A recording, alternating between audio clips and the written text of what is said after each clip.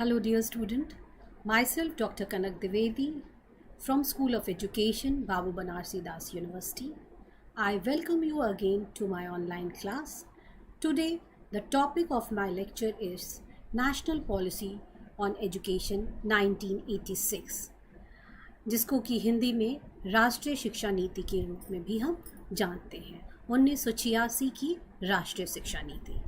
तो हम बात करते हैं कि नेशनल पॉलिसी ऑन एजुकेशन, जिसको हम NPE भी कहते हैं, this policy was formulated by the government of India to promote education amongst India's people. The policy covers elementary education to the colleges in both rural and urban India. The first NPE was promulgated by the government of India by the Prime Minister Indira Gandhi in 1968. The second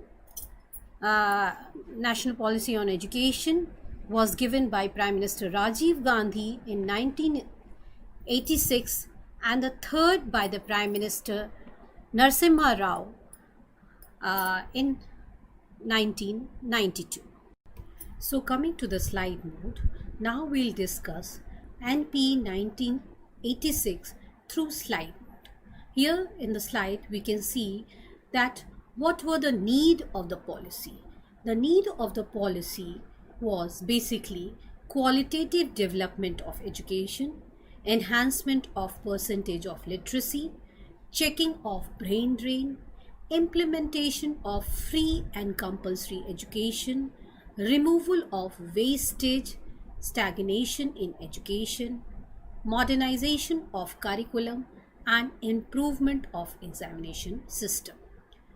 तो इस तरीके से जो 1986 में राष्ट्रीय शिक्षा नीति जो दी गई थी, उसकी बेसिक नीड क्या थी वो इस स्लाइड के द्वारा बताई गई कि हम किस तरीके से अपनी शिक्षा को विकसित शिक्षा पद्धति में क्या विकास ला सकते हैं, क्या क्वालिटेटिव डेवलपमेंट हम ला सकते हैं। इसके अलावा जो लिटरेसी रेट है उसके एनहेंसमेंट के लिए क्या कर सकते हैं।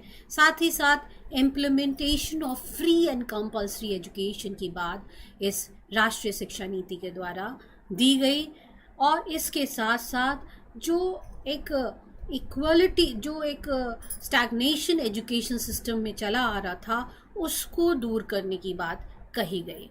और इसके अलावा करिकुलम जो पहले से चली आ रही पाठ्यचर्या चल रही थी, उसमें चेंजेस लाने की बात कही गई, और उसमें इस पॉलिसी के द्वारा ये ज़रूरत समझी गई कि किस प्रकार हम साइंस एंड टेक्नोलॉजी को लाके हम अपने करिकुलम को और मॉडर्नाइज कर सकते हैं। और सबसे लास्ट ज़रूरत जो थी वो एग्ज़ामिनेशन सिस्टम के इम्प्रूवमेंट की बात उसकी ज़रूरत समझी गई इस पॉलिसी के द्वारा। तो जो नीड्स ऑफ द पॉलिसी थी वो इस स्लाइड के द्वारा मैंने आपको समझाई। अब क्या प्रायोरिटीज़ दी गई, मतलब नेशनल पॉलिसी ऑन एजुकेशन 1986 में किस पे ज़्यादा प्रायोरिटी दी गई। तो प्रायोरिटी की जो लिस्टिंग थी वो basically universalization of elementary education पहली प्रायोरिटी, दूसरा investigating free and compulsory education for all children up to age of 14। मतलब पूरे इंडिया में फ्री एंड कंपल्सरी एजुकेशन की बात इस पॉलिसी के द्वारा कही गई, और बताया गया कि जो भी इंडियन सिटीज़न होगा जिसकी उम्र 14 वर्ष से कम होगी, उन सब के लिए जो शिक्षा होगी वो मुफ्त होगी और कंपल्सरी होगी। ये प्रायोरिटी इस पॉलिसी के द्वारा दी गई। उसके बाद तीसरी बात थी emphasizing gender perspective in all aspect of planning. हमारे देश की जितनी भी प्लानिंग होगी, जिस भी एरिया में प्लानिंग होगी, उसमें किसी भी प्रकार का जेंडर बायसनेस नहीं होगा। साथ ही साथ हम मेन एंड विमेन को पूरी खुली छूट देंगे कि वो हर एक एस्पेक्ट ऑफ प्लानिंग में आके शामिल हो सके, किसी प्रकार की gender emphasizing gender perspective in all aspect of planning. इसके बाद sensitising the minds for furthering the goal of socialism, secularism and democracy। इस पे भी बहुत ज़्यादा प्रायोरिटी दी गई कि हम देश में जो हम एक गोल लेके चलेंगे वो सोशलिज्म का होगा, सेकुलरिज्म का होगा और डेमोक्रेसी। इस पे बेस्ड हमारी पॉलिसी होगी। किसी तरह की मतलब बायसनेस की बात नहीं कही जाएगी, किसी तरह की अनइक्वालिटी नहीं होगी किसी भी रूप में, चाहे कास्ट, क्रीड, कलर, किसी भी रूप में हम या जेंडर के रूप में किसी तरह की बायसनेस नहीं होगी।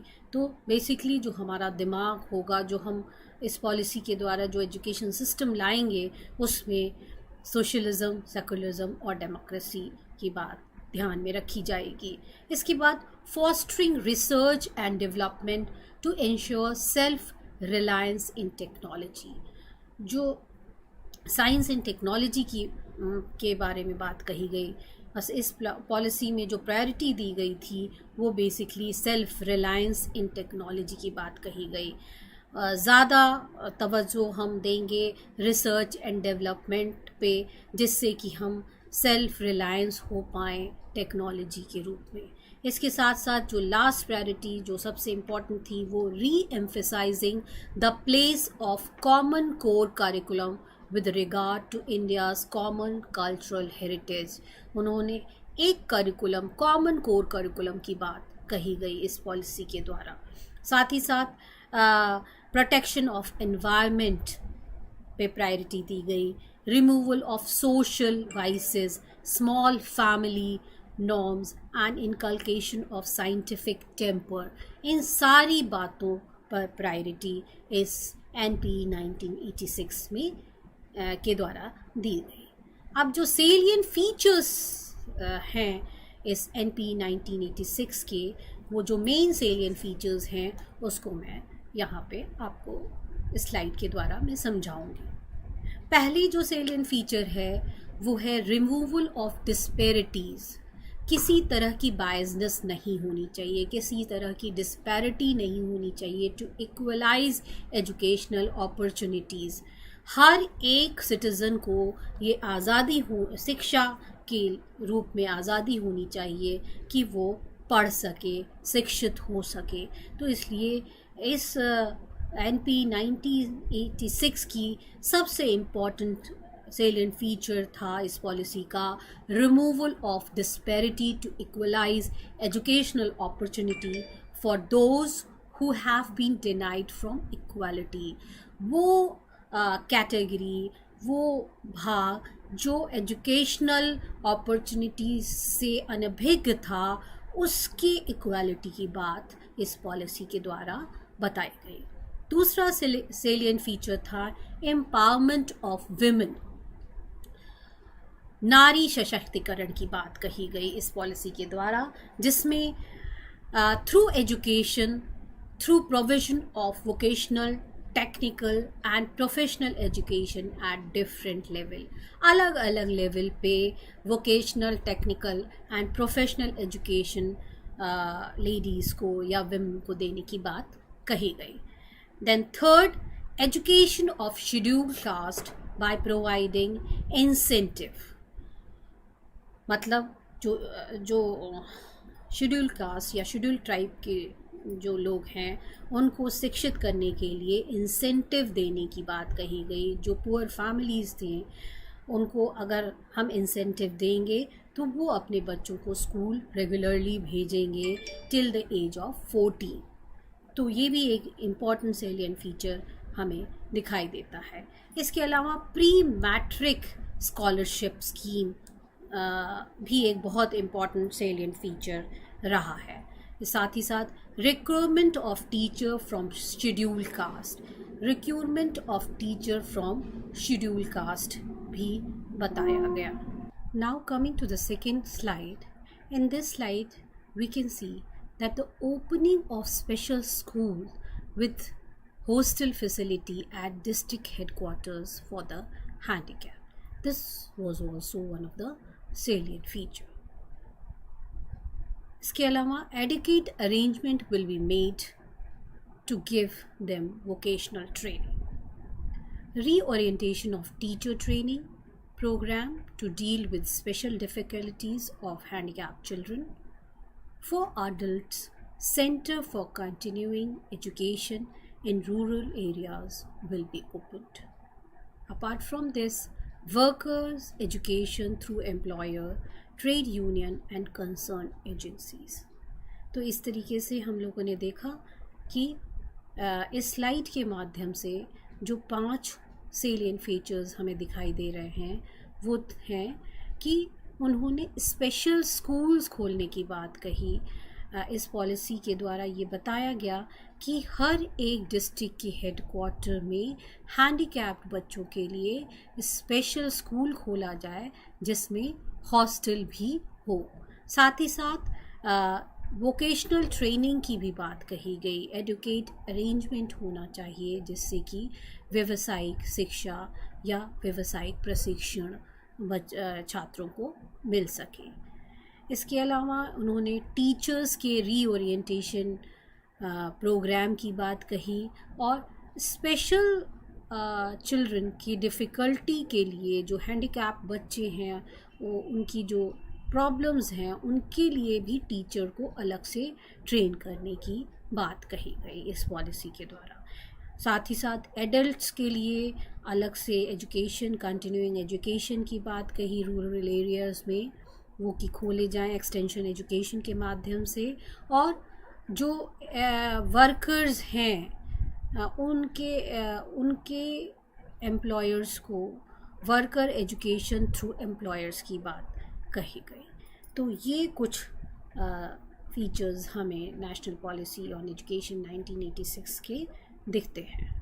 अब इस स्लाइड के जो नेक्स्ट स्लाइड है, इस स्लाइड के माध्यम से हम देखेंगे कि चैलेंजेस ऑफ एजुकेशन, क्या चैलेंजेस इस पॉलिसी के द्वारा हम लोग क्या चैलेंजेस दिखे शिक्षा के क्षेत्र में। तो सबसे पहला चैलेंज ये था कि the education policy was divided into 12 part. जो एजुकेशन पॉलिसी दी गई एनपी 1986 उसको डिवाइड किया गया 12 भागों में। पहला तो था डिक्लेरेशन, दूसरा the essence and the role of education, third national system of education की बात बताई गई, एजुकेशन फॉर इक्वालिटी, साथ ही साथ reorganization of education at different stages. तो इस स्लाइड के माध्यम से हम देखेंगे कि एनपीई 1986 जो पॉलिसी थी उसके क्या मुख्य पर्सपेक्टिव हैं। जैसा कि इस स्लाइड में बताया गया कि जो ये एजुकेशन पॉलिसी थी उसको 12 मुख्य भागों में डिवाइड किया गया, जिसमें पहला भाग जो था वो डिक्लेरेशन का था, दूसरा कि शिक्षा का क्या रोल होना चाहिए, इसके अलावा तीसरा कि राष्ट्रीय शिक्षा किस रूप में होगी या राष्ट्रीय शिक्षा नेशनल सिस्टम ऑफ एजुकेशन क्या होना चाहिए, फिर इक्वलाइजेशन ऑफ एजुकेशन की बात कही गई और reorganization of education at different stages. तो अब इसके अलावा और कुछ पर्सपेक्टिव रह जाते हैं जिसमें इस स्लाइड में हम देखेंगे टेक्निकल एंड मैनेजमेंट एजुकेशन की इस पॉलिसी में भी बात कही गई। साथ ही साथ making the system work, system को कैसे हम वर्क करेंगे, इसको हम कैसे फिर से रीऑर्गेनाइज करेंगे, इस पे भी इस पॉलिसी में चर्चा की गई। इसके अलावा reorienting the content and the purpose of education, जो करिकुलम होगा उसको दोबारा से हम रीओरिएंट करेंगे और कंटेंट में चेंजेस लाएंगे। टीचर पे बात कही गई, मैनेजमेंट ऑफ एजुकेशन पे बात बताई गई, रिसोर्सेज एंड रिव्यू के बारे में बात बताई गई और फ्यूचर क्या होगा हमारी शिक्षा का, हमारे एजुकेशन सिस्टम का। तो इस तरीके से हम लोगों ने देखा कि इस पॉलिसी के जो पर्सपेक्टिव हैं वो बेसिकली 1986 के वो 12 भागों में डिवाइड किए गए, जो कि मैंने पहले इस स्लाइड के माध्यम से बताया। एक आपको इस स्लाइड के थ्रू आपको दिख रहा होगा, और दूसरा पर्सपेक्टिव जो है वो इस स्लाइड के थ्रू हमने आपको क्लियर किया। अब हम लोग बात करेंगे reorganization of education at different stages. किस तरीके से हम अपनी शिक्षा पद्धति को दोबारा से ऑर्गेनाइज करेंगे डिफरेंट स्टेजेस पे। तो इसमें जो सबसे इम्पॉर्टेंट बात, नई बात बताई गई थी वो था ECCE। What is ECCE? Early childhood care and education. किस तरीके से अर्ली चाइल्डहुड केयर की जाए, एजुकेशन उनको किस प्रकार दिया जाए। Reorganising the holistic nature of child development. बालक के विकास के लिए हम किस तरीके से होलिस्टिक डेवलपमेंट करेंगे, जिसमें उसका न्यूट्रिशन भी होगा, उसका हेल्थ भी होगा, social, mental, physical, moral and emotional development भी हो सके। मींस ओवरऑल डेवलपमेंट की बात इस ECCE पैटर्न के द्वारा इस पॉलिसी में बताया गया, जिसमें ओवरऑल डेवलपमेंट में आपका उसका physical, mental, social, moral and emotional development किया जा सके।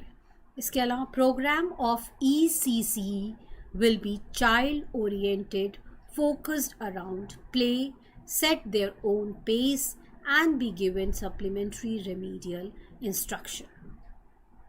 ECCE जो पैटर्न था उसके तहत जो प्रोग्राम्स चलाए गए उसमें बालक चाइल्ड सेंटर्ड एजुकेशन की बात कही गई। Means child was the main centre, या जो भी कुछ किया जाए उसको फोकस में रख के ही किया जाए, और जितनी प्रकार की शिक्षा दी जाए वो चाइल्ड सेंटर्ड एजुकेशन ही हो। The policy of non detention at primary stage will be retain and retained.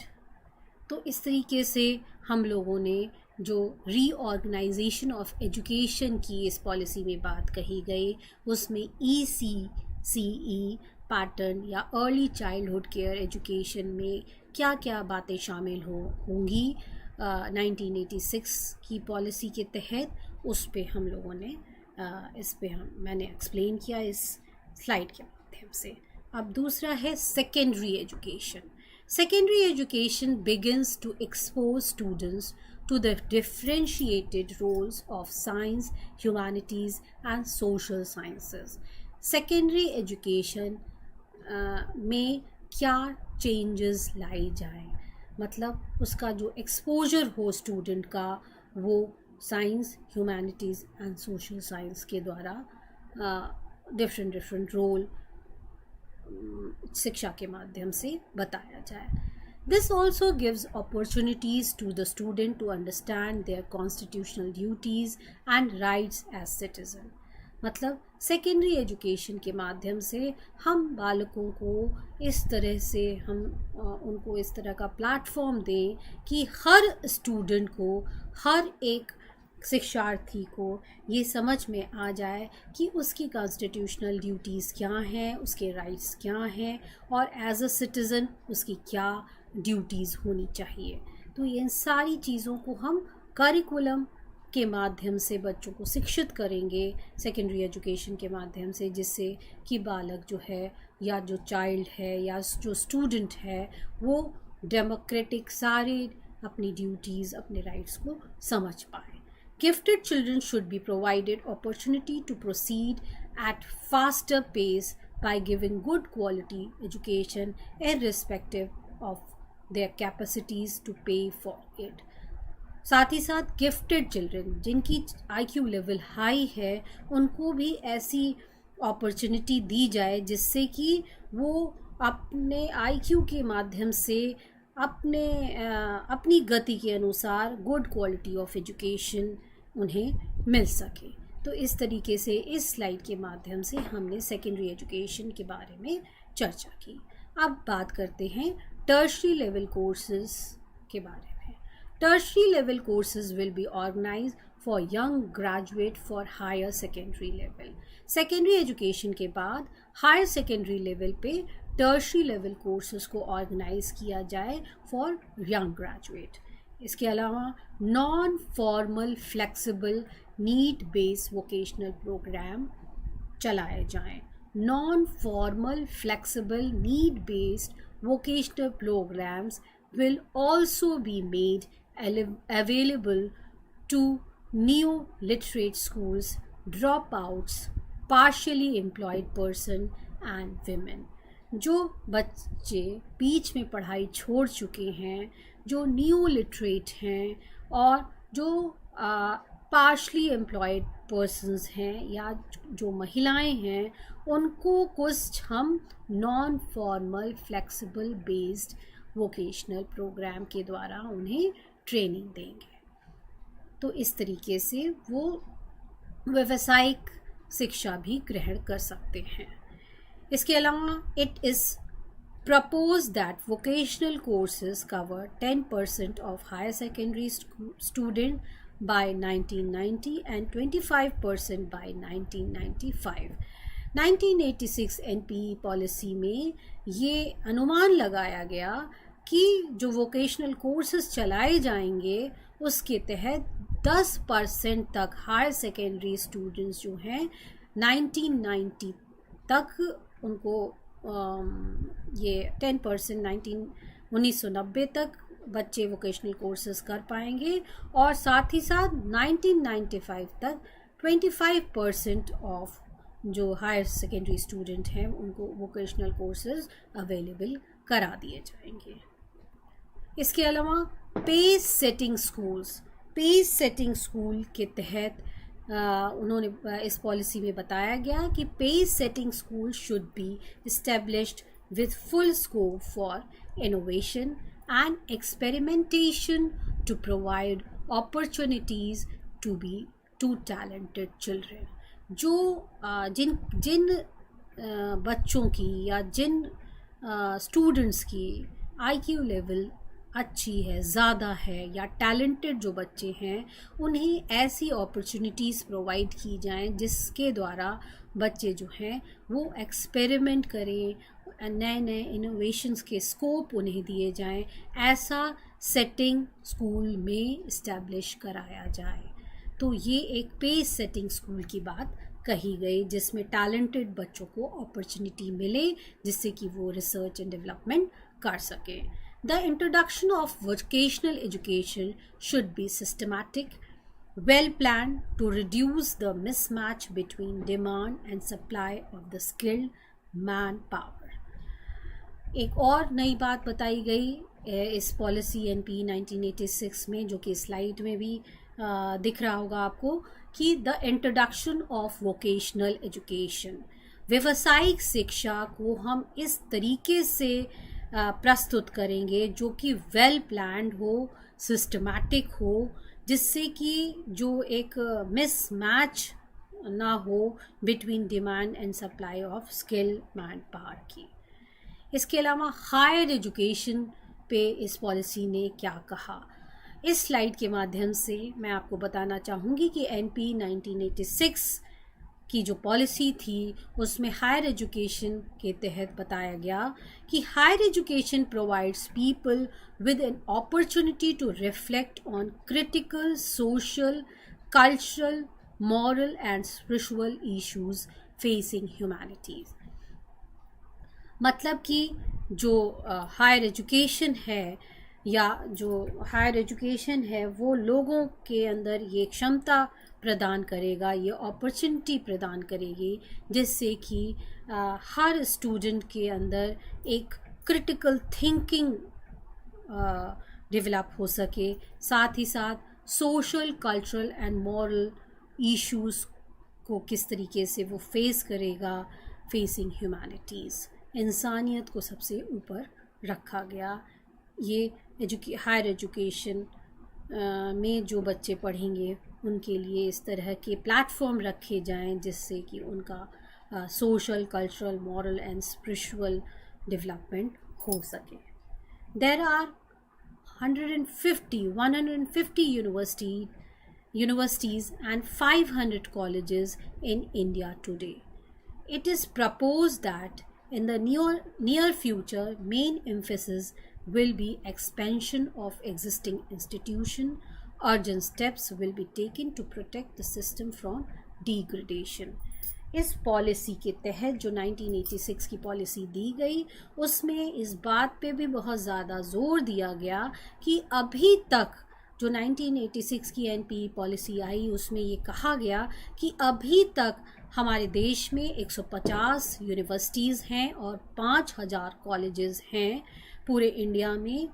लेकिन ये इस पॉलिसी के द्वारा ये भी प्रपोज किया गया कि आने वाले भविष्य में हम ज़्यादा एम्फेसाइज करेंगे कि हम और एक्सपेंशन करें यूनिवर्सिटीज़ का, कॉलेजेस का, और इसके लिए हम अर्जेंट स्टेप्स उठाएंगे कि हम यूनिवर्सिटीज़ को और कॉलेजेस को बढ़ाएं, बट हम डिग्रेडेशन ना करें एजुकेशन सिस्टम में। तो इसके लिए कुछ ऐसे मुख्य कदम उठाए जाने चाहिए कि हमारा जो एजुकेशन सिस्टम है उसको हम प्रोटेक्ट करें फ्रॉम डिग्रेडेशन। इसके अलावा autonomy and freedom of colleges and universities will be accompanied by accountability. Accountability के तहत हम इस पॉलिसी के द्वारा ये बताया गया कि कॉलेजेस और यूनिवर्सिटी को ऑटोनॉमस फ्रीडम दी जाए। A major effect will be directed towards transformation of teaching method. Teaching method में भी चेंज लाने की बात कही गई इस एनपी 1986 पॉलिसी के थ्रू, जिसमें नए इनोवेटिव तरीके से पढ़ाने की बात कही गई, टेक्नोलॉजी बेस्ड एजुकेशन की बात कही गई, audio visual aids and electronic equipment के थ्रू पढ़ाने की बात कही गई, और जिसके साथ साथ audio visual aids and electronic equipment will be introduced, developed of science technology curricula and material research, and teacher orientation will receive attention. So through this slide the policy has stated the autonomous and freedom of the colleges and universities. Apart from this, a major effect will be directed toward the transformation of teaching method. जो हमारा teaching method होगा उसमें पूरे transformation की बात बताई गई। तो इस स्लाइड के माध्यम से हम लोगों ने समझा कि किस प्रकार से कॉलेजेस और यूनिवर्सिटी में ऑटोनॉमी या फ्रीडम दी जाए, साथ ही साथ हमारा जो टीचिंग मेथड होगा वो ऑडियो विजुअल एड और इलेक्ट्रॉनिक इक्विपमेंट के साथ ट्रांसफॉर्म्ड होगा। अब इस स्लाइड में आप देखेंगे कि effort will be made to develop India's ancient fund of knowledge, that is Sanskrit and other classical languages. एक बात और बताई गई इस एनपी 1986 पॉलिसी के थ्रू, जो कि स्लाइड में आपको दिख रहा होगा, कि हम ज़्यादा से ज़्यादा एफर्ट करें, जो हमारा जो एंशिएंट नॉलेज है, जो हमारा ज्ञान है, जो हमारा प्राचीन ज्ञान है, उसको हम कैसे डेवलप कर सकें, जिसमें संस्कृत आ जाता है और जो अदर क्लासिकल लैंग्वेजेस हैं लाइक पाली, संस्कृत और जितनी भी लैंग्वेजेस हैं उसको हम विकसित करने की बात इस पॉलिसी के द्वारा बताई गई। Rural universities will be developed on the lines of Mahatma Gandhi revolutionary idea of education. जो हमारे गांव के विश्वविद्यालय हैं, रूरल एरियाज़ के जो यूनिवर्सिटीज़ हैं, उनको हम इस तरीके से विकसित करेंगे जैसा कि महात्मा गांधी की जो एजुकेशनल थॉट थी उनके माध्यम से हम रूरल यूनिवर्सिटी का विकास करेंगे। The open university system will be augmented as the instrument of democratizing education. IGNOU will be strengthened. मतलब जो ओपन यूनिवर्सिटीज़ हैं उनके भी डेवलपमेंट की बात कही गई। उस ओपन यूनिवर्सिटीज़ के माध्यम से हम एजुकेशन को और कैसे सशक्त कर सकते हैं, जिसके थ्रू जो IGNOU Indira Gandhi national open university जो है उसको और मजबूत बनाने की बात बताई गई। D linking degrees from job in collected areas will be started. तो इस तरीके से हम लोगों ने देखा कि ये इतनी चीज़ें बताई गई. In this slide, we can see that the technical management education के तहत NANP 1986 ने क्या क्या अपनी बातें रखी. The infrastructure and the service sector as well as the unorganized rural structure need a greater induction of improved technology and a supply of technological and managerial manpower. This will be attended by the government. मतलब technical management education के तहत इस policy ने ये बताया कि जो unorganised rural structure है इसको हम कैसे टेक्नोलॉजी के माध्यम से इसमें कैसे सुधार ला सकते हैं और हम कैसे जो मैनेजेरियल मैन पावर है उसको हम टेक्नोलॉजी के माध्यम से और अच्छा कैसे कर सकते हैं. ये बात इस पॉलिसी में बताई गई जो कि टेक्निकल मैनेजमेंट एजुकेशन के तहत रखी गई. दूसरी बात ये भी कही गई कि as computer have become computer literacy will be important, क्योंकि टेक्निकल मैनेजमेंट एजुकेशन के तहत ये कहा गया कि जब तक कि हम अपनी टेक्नोलॉजी को इम्प्रूव नहीं करेंगे और जब supply of technological managerial manpower की हम बात करते हैं तो कंप्यूटर असिस्टेड लिटरेसी बहुत इम्पॉर्टेंट हो जाती है. एज अ कंप्यूटर हैव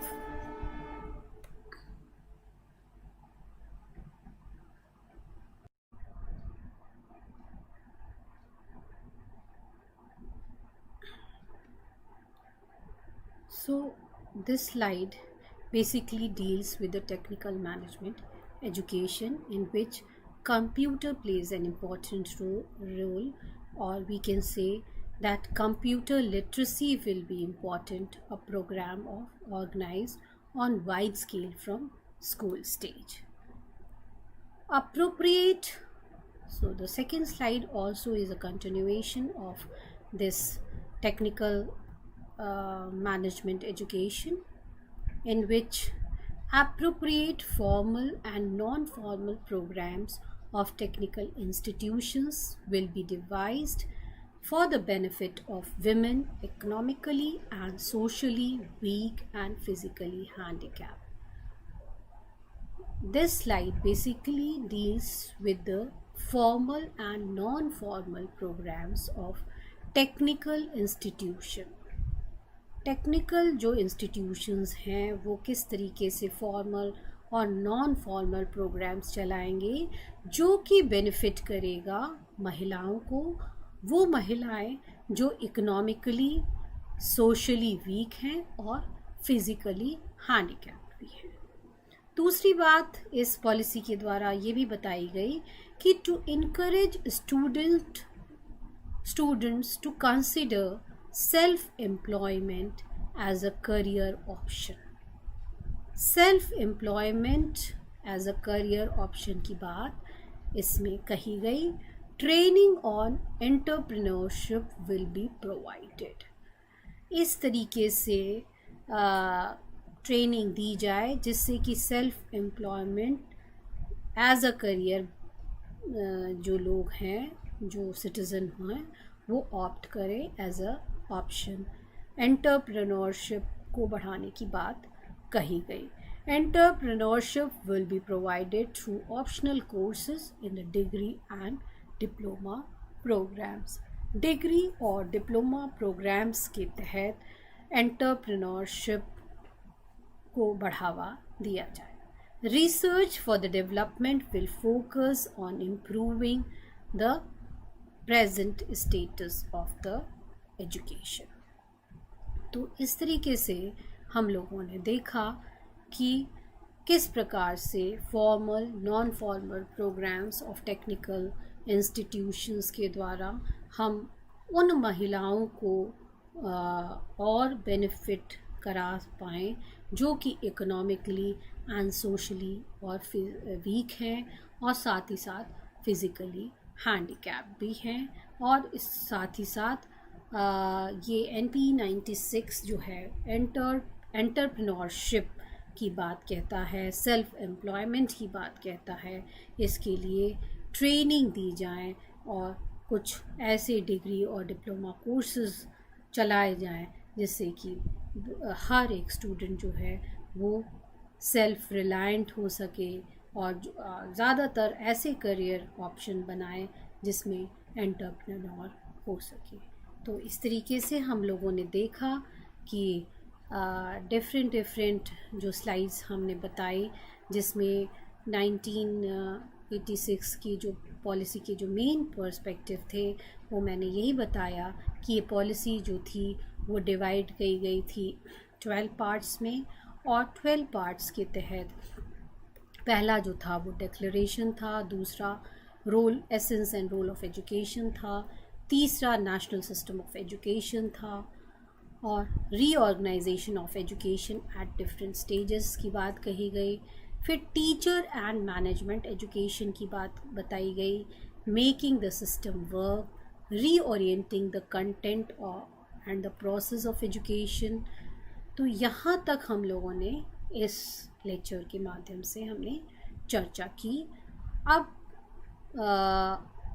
चूँकि समय की कमी है इसलिए इस लेक्चर को आज हम यहीं पे ख़त्म करेंगे और आगे के जो इसका जो पार्ट 2 है उसमें जो और स्लाइड्स हमारी रह गई हैं उसको हम मैं डिटेल में पढ़ाऊँगी। सो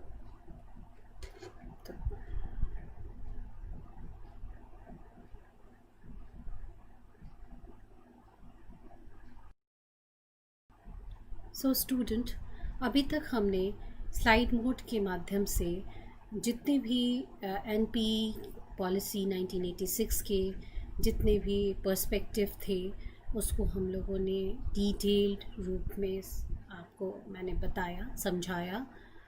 तो चूँकि समय की कमी है इसलिए इसको हम अगले लेक्चर में और कंटिन्यू करेंगे। तो उम्मीद करती हूँ आपको चीज़ें समझ में, जो उसके सेलिएंट फीचर्स थे और जो पॉलिसी के मेन कैरेक्टरिस्टिक्स थे, पार्ट्स थे, वो आपको समझ में आ गए होंगे। So student, thank you so much. All the best. See you in the next lecture.